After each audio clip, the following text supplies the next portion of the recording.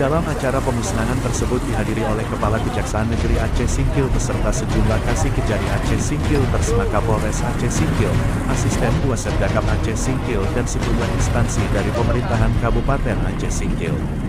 Kapal yang merupakan barang bukti perkara illegal fishing itu dimusnahkan dengan cara ditenggelamkan di seputaran perairan Laut Singkil.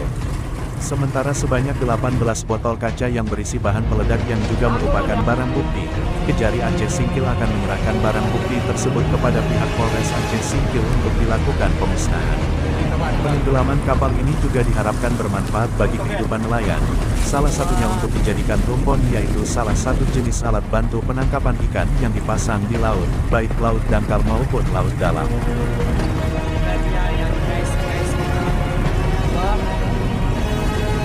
Dia,